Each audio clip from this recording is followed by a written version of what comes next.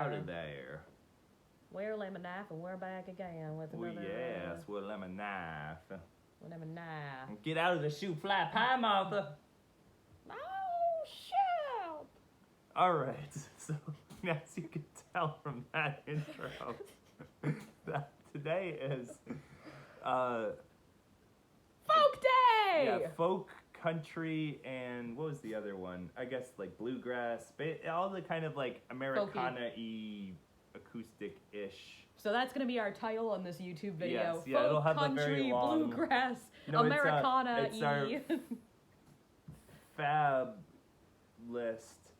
Folk, acoustic, bluegrass. There's no Fabba. C. Fabka. Fabka. Fabac. Fab, Fabac. Fab country. Fab country. There we go. In Nailed a it. fab country. So yeah, that's what our list is. Yeah, so it's kind of open-ended. Basically, if it's like an acoustic folk song, or if it has any of the country things like pedal steel, banjos, fiddles, all that, or if it's bluegrass, then it makes the cut. And for like two of mine, I think they're not traditionally folk artists, but definitely did a couple of folk songs. Oh, you're going to do Sound of Silence by Disturbed. Oh, no. All right. My number 10 is Mental Revenge by Waylon Jennings. Oh, it's a great one. And this is just like a riff that sticks in your head. And there's like one particular weird like version of it that's way better than the others. So listen to a bunch of versions of it so you find the good one if you're going out to get it. Well, you'll probably find the exact one on Spotify, because I think your discovery of this was when we were looking up random Spotify words. Yes, and we looked up mental, I think. And this came up. Yes. And this is, a classic country artist and just this great kind of like great vocal, great riff. Yeah, it's like, it's definitely an electric guitar riff, right? Like it's... Yeah, like that so chicken it's like pickin' kind deal. of between rock and country. I think plenty of country has got electric guitars. Yeah. Anyway, but this is one that decidedly does not. My number 10 is Annie by Ronnie Lane. I am going to give I have marked Ronnie Lane down as the artist on this post-it. Really, the album is Ronnie Lane and Pete Townsend. I'm not sure how much I don't think he wrote it. He might have like thrown in some instruments. They don't make it terribly clear. He brought in coffee and danishes. Oh yeah. Ronnie was getting hungry. Obviously, well, they didn't credit Gopher as the dual Townsend and Lane credits. It was just like, it's very vague. It's like, open the door. You're talking about Gopher from Winnie the Pooh singing lead, right? Oh no. Anyway, I think Rough Mix is a criminally underrated album, and you will hear me talk about it again and again, about as much as John does Crazy Arm, maybe slightly less. And on this one, they kind of both made departures from like their typical rock stuff and went a little folksier. So this one is like dead folk. I think he brought in like a folk, Ronnie Lane, who by the way is also a great bassist and was in the Faces, brought in like a folk band that he'd been part of to do this one. So it's very simple, but it's just like the chords are beautiful. Actually, now that I think about it, this is one of the non-traditional folk artists, and this one and the other one I think refer to potentially Deadly Winters. This was a little more optimistic. I think he's just, when old Jack comes to call, don't tell him no, tell him maybe, God help us all, kind of a thing. So it's like, yeah, death's coming, but you don't have to be so down about it. So, I don't know, it's just a beautiful, beautiful song. Just absolutely gorgeous. And the fiddle, I mean, I don't know, just melt the heart, really. All right, speaking of heart melting. Oh? There is a very kind of like, mine is actually a sweet love song here. I don't have many of those on my phone. You don't have any of those ever, anywhere. No. I have a lot of sweet love for Mia, though. Oh. Now, my number 9 is If I Were a Carpenter by Johnny Cash. Oh, or yeah. He might have covered it from someone else. It's just this kind of like sweet duet between, I assume, him and June. That's my assumption. Yeah, about sounds like her. He's asking other questions. If he were a carpenter instead of a music star, would she still love him? And then he's responding yes, and they do the chorus together. And it's all pretty and shit. It's absolutely lovely. Pretty and shit. Midway through, there's the sound of a, no, you know what, I'm not even gonna finish that statement. Anyway, is it my turn? Anything else? Yes. Okay. My number 9, quite a departure from Sweet Love Songs. It is a song called Fancy by Reba McEntire. Now, I'm almost obligated to insert Reba McEntire. My mom loved her, and she always said that like part of her vocals came from her, and she was always kind of embarrassed about it because it's like, yeah, I listen to like all this like sappy country. But this song, yeah, it's a bit more of a rocker, but it's telling the story essentially of a girl growing up in like the poorest possible circumstance, and one day her mother buys her a revealing dress and sends her out to dance, and it's like, look, this is your only chance to get out of here. Like, be nice to the gentleman fancy, they'll be nice to you. They never explicitly say what it is, but you know what it is. And it's her only way out, and it's, you know, there's a whole verse that talks about, like, there's a bunch of hypocrites that tell her what she's doing is bad, but, you know, what would you have done in that situation? It's a very, like, shockingly, like, socially oriented song, because, like, you know, some people in poverty, that's really it. And then at the end of the song, you know, it turns out Fancy is like in a mansion now, and that was probably the only way she was going to get there. Her name is Fancy? Yes, her name is Fancy. I think it's even mentioned like, I may have been born plain white trash, but Fancy is my name. I can do this, you know. Forgive me for what I do, but you know, it's very hard hitting, and I think it's great. All right, my number 8 will probably not be showing up in our Spotify playlist because I'm not sure it exists anywhere. This is Hard Rain Coming Down on Me by Michael Garlington. Huh. And this is it's kind of a folk strummed one. I think Jimmy put it on one of my CDs way back in the day. Hey, I don't Jimmy, know Watts how Prophets. Watts Prophets. I don't know how he stumbled upon it, but it's just like this like quirky guy and singing about blackbirds and blackberry pies and the hard rain, and I don't know, it just has a very propulsive delivery. That's my number 8. All right, my number 8 is coming out. I think those same guys that did If I Were a Carpenter did Jackson, and that is my number 8, which is a fantastic, funny, fiery duet. Yeah, I was deciding between those two. I figured you must have been. Like, what a great, just like, kind of the opposite state of relationship as If I Were a Carpenter. Because these guys are clearly not on good terms anymore. They got married in a fever, and now they regret it. I almost interpret it as, like, more like that's their dynamic. Like, they're just two people who like giving each other shit. Maybe. And I guess like, you don't necessarily know. Especially because, like, by the end, they're doing it in duet again or whatever. And they're just kind of like, I mean, they're just insulting each other in the best of ways. Yeah, maybe that's it. I actually don't know. You know, I wonder if that's supposed to be left to the imagination or very clearly stated. I'm not actually sure. Ask Genius, probably. Yes. And I know, I guess that one's technically a cover also. I know, because whenever we do the cover, it tags it as some random guy cover. I'm like, no, we're covering Johnny Cash. I don't care about who Billy Ed Wheeler or whatever is. Someone's going to be like, what, Billy Ed Wheeler? He's like a pioneer. Whatever. He can go die in a hole. My number he probably 7. Already has. My number 7. Well, this one my dad will like, on the other hand. So I guess this is the Concord Post-it. This is Coal Tattoo by Southern Rail. Okay, yeah. And this is just a straight-up bluegrass song about, like, this coal miner.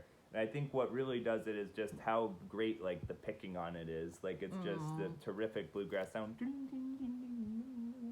I don't need that much bluegrass in my life. I have one good bluegrass song on my phone, and it'll be that one. I need a very little bluegrass myself, but I respect the heck out of the playlist. Very, like, soulful delivery, too. Absolutely. When it's good, certainly.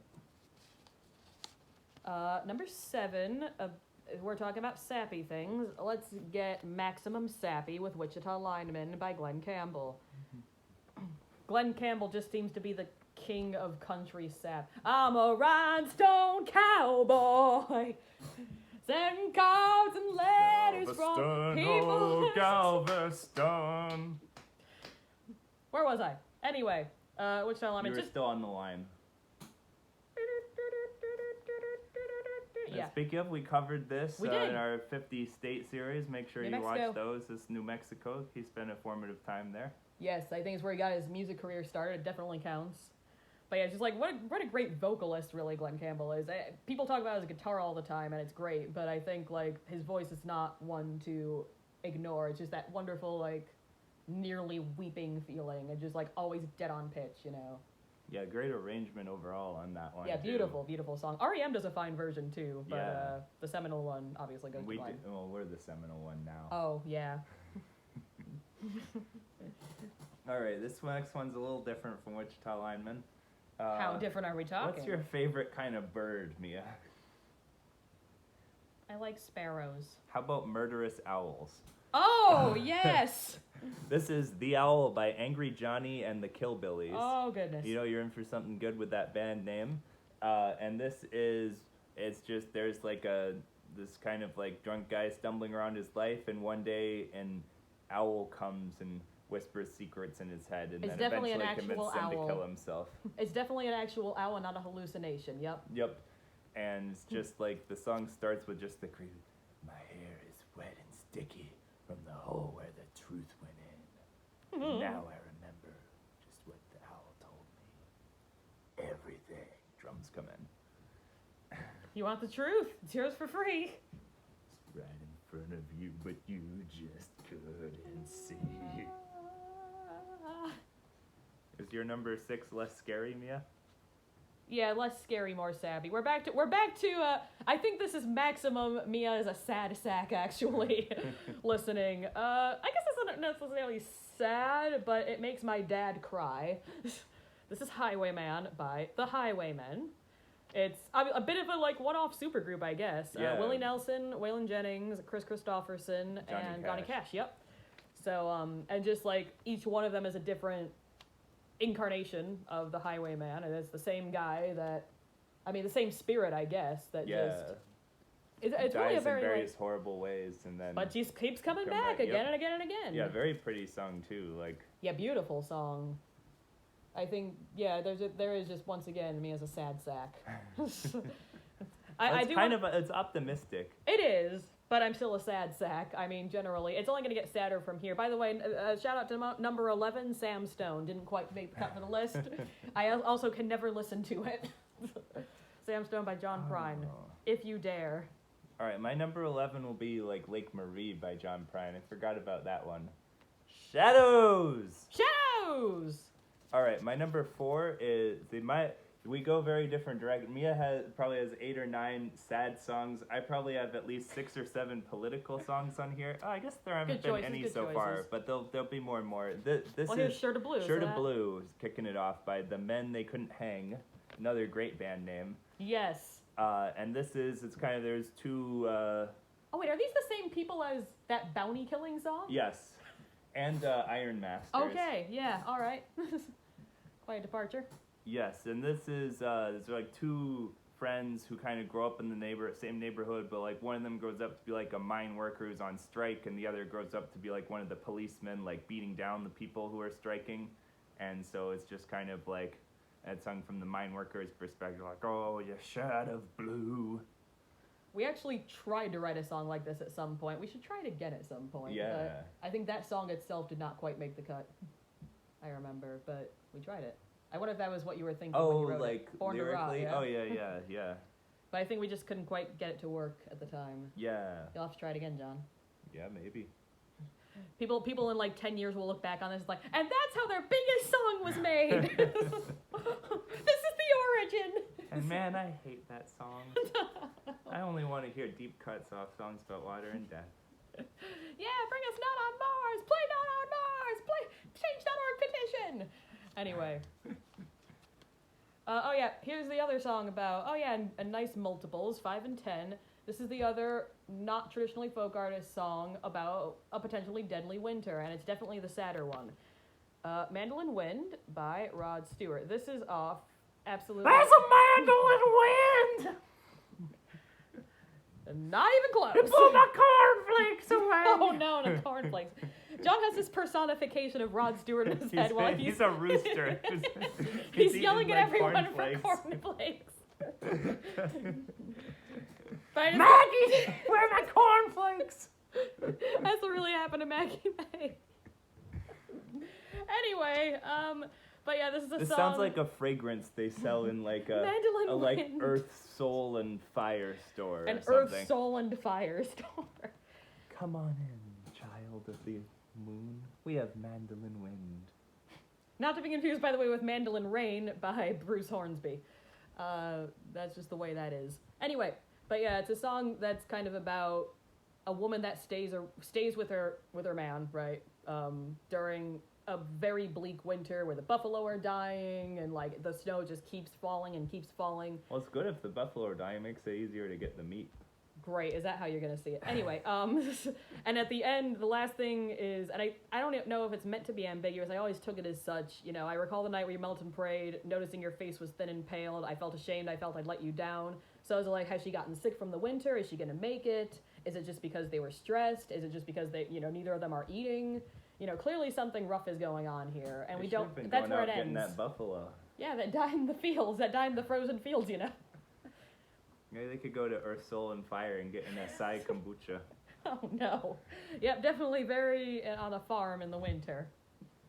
Okay, alright. My number 4 will actually be a sad one also. Or this one always kind of makes me sad. This is like King for a King by Will Varley. Okay, yeah. So this is like a song. pure folk song. And it's just kind of like it's going through this guy's life. And it's kind of like, I guess the refrain is just mostly about it like all being cyclical, like all these people he knew are dying, like, and he's becoming the other people he knew and all of that. Yeah. It's kind of like a non-Buddhist Highwayman. Like, it's less of, it's more like the thing of The Wire where, like, the people, like, fall into their roles and it's kind of like nothing will change. It just always happens, yeah.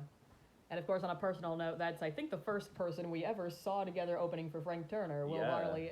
Although the first song we ever heard by him was very, very different from Drink this one. Drink a fire, light a beer. I have those. You definitely have that. What does it mean to light a beer? Well, it's like one of those flaming moes from The Simpsons.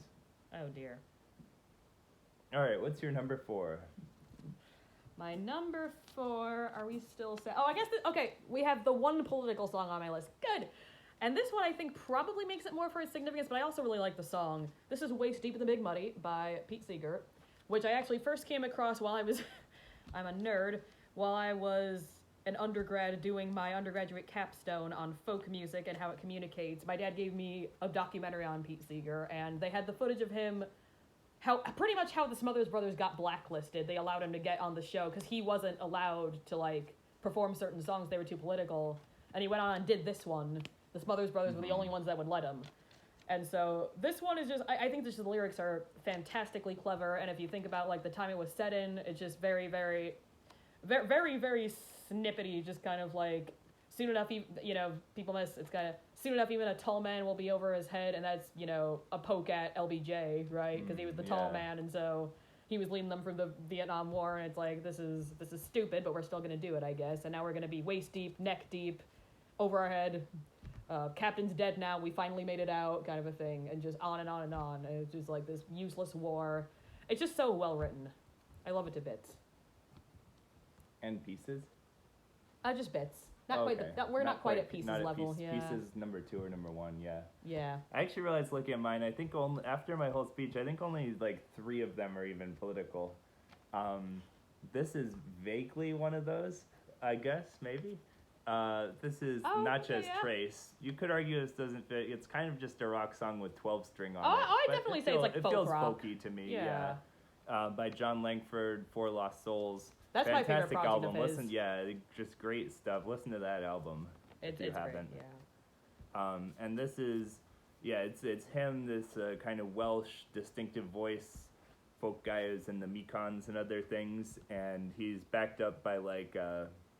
I think like the Muscle Shoals band and like a couple of like fantastic female vocalists on backing vocals. So this is just kind of like the Natchez Trace the stretch of road in the south, and it's kind of almost like a metaphor in the song of just these things like Andrew Jackson keeps getting tied into it. There's something about that line I love even if I don't fully understand it.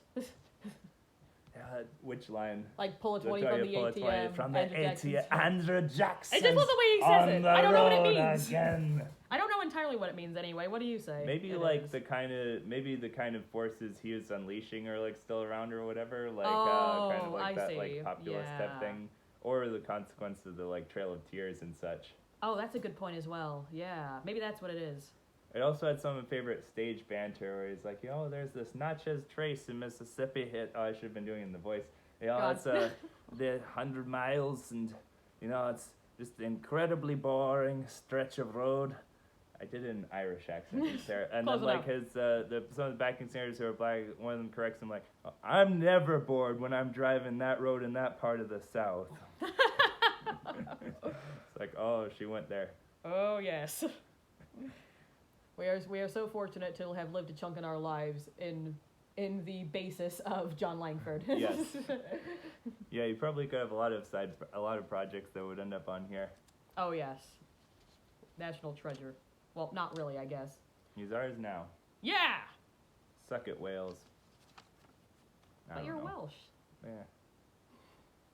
So, my next song...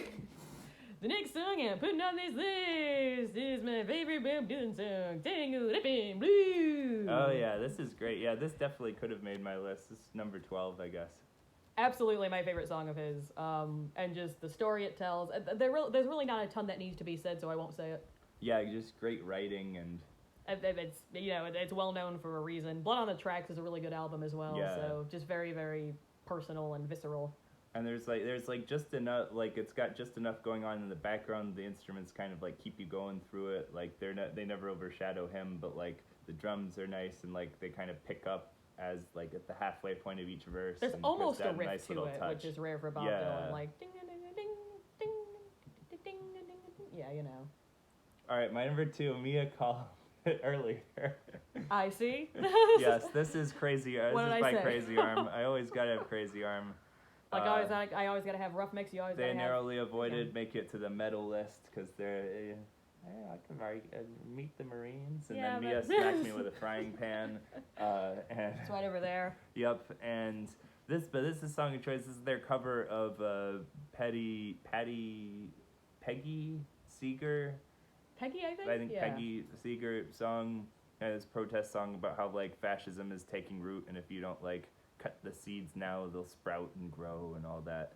In January, Yeah.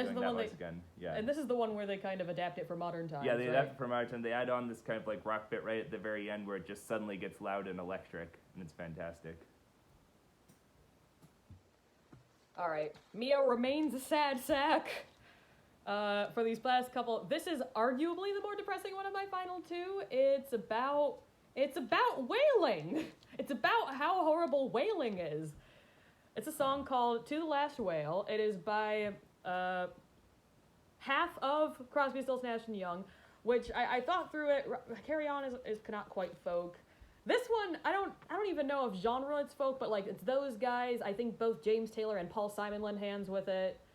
And it starts out with this like absolutely gorgeous, like almost, I forget the word for like the vocal a cappella classical things, like Baroque kind of vocal of just like, and then when it goes, and then, you hear the whale call and it goes into kind of, it sounds exactly like that. And it goes into this like very dark piano and just like really, really beautiful instruments. It's for release for some reason. And of course, as normal, everything is sung in these gorgeous harmonies, and it's just talking about, it's kind of following a whale through his shortened cycle of life for the sake of makeup. They keep really hitting on the point of lipstick and eyeshadow. It's a shame those come from whales? Apparently. Huh. It's a shame you had to die to put some shadow on our eye. But I think just like the very end of it, you're gonna hate this one. This one. You're gonna hate this one. You're not selling me. Does Neil Young at least play the whale? I want to see that. You're not gonna like it, okay? But it's very, very well done, and if Meat is Murder had been done this way, I might be more convinced by its case. Let's say it that way. Yeah. Oh God. Neil Young as whale. All right, we talked about with your number 7 or something like that you could hear that on our 50 States one. My top one, you either can hear or will be able to hear. We'll see the timing. This is Copperhead Road by Steve Earle. And not just because you can filter your own name into the... no, not just because I can do it the opening line, my name's John C. Redder Moore. It's a great song. Yeah, Steve Earle, fantastic songwriter. Good old Steve Earle. This is kind of a song. It's telling the story through these generations of these various people who like grow moonshine or whatever, and it's kind of like sometimes it leads to their downfall. But if you try to mess with them, you know, you're gonna be the one in trouble. And it's got would you say pedal steel? What's the term? What kind yeah, of, I think so. Okay, yeah, it's got like that, and then like kind of halfway through it picks up in terms of more of like a rocker. Yeah. And just like it's just so well done. Keeps that great sense of adrenaline. And I'll tell my Steve Earle story here also. Do it. Where I was seeing him in 2016 or so, and between one of the songs he was given like a little political thing, and he was like, no, that's not his voice. Not remotely. You know, with Obama about to no longer be in office, and then like someone from the crowd yells out like, "Woo!" And he's like, "Hey, hold on, what the hell was that? Do you know who the fuck's show you've come to?" Did the audience like give a roar at that? Because Yeah, the audience like that, yeah. There are Get some out of country artists here, that are, dude. Yeah. Oh, that is fantastic. Oh my goodness. All right, what's your number one? All right, quickly. All right, Mia wraps up her sad sackiness. A similar theme, I think, to King for a Day. But this is actually... King for a King. King for a Day. Why do I keep saying that? This is The Whale. This is The Whale singing called Sugar Mountain. What do you mean, oh no? That's the actual... Neil Young. Oh, Neil Young. No, it's Neil Young as The Whale. Is this a cover of that song about the like gumdrop? No, it's Candy not Big. Mountain? It's not Big Rock Candy Mountain. Completely different. And it's actually very special to me because my first memory is me running around like I'm 4 years old. I have balloons on my pajamas. I'm like colored balloons. It definitely must clearly be foreshadowing what happens later in this song.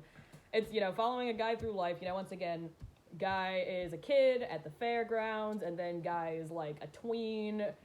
Trying to talk to his crush, and then guy is a teenager being mad at everyone and having cigarettes, and then being underneath the stairs and giving glares to people, and then guy is an adult and is like, I'm moving out, I want to be alone now, and then the very last lines before the chorus repeats itself are, ain't it funny how you feel when you're finding out it's real, which I was thinking about that recently, and just being like, yes it is, isn't it, growing up, and then, having this very childhood bliss, and then everything just goes dark, and I think it's just something that repeats itself over and over again, and like, I can certainly relate to it. I was certainly very ignorant as a child, right? So, you kind of grow up and realize, yeah, life really did not stay that way, did it, I think it's just, again, kind of a simple way of saying it, but, Back when you were an ignorant child, dyeing your eyes with whale blubber extract. Oh, no. And... You're not going to stop with this, are you? I'd like to apologize to anyone who also genuinely likes The Last Whale. They should have at least gotten Neil Young to do like a guitar solo that was like a whale sound. No, I think they'd use a literal whale recording, unfortunately. It's a little bit cheesy, I'll give you that. But I think it's well done. It's a really beautiful song. I don't know. Well, our audience will be the judge of this. Upvote if you liked The Last Whale. No, don't do that! Downvote if you disliked The Last Whale. Don't do that. We're going to come out with, like, our algorithm's going to go way down because too many people agree with you. All right, please try not to drive us down the Google rankings, and we'll see you next time.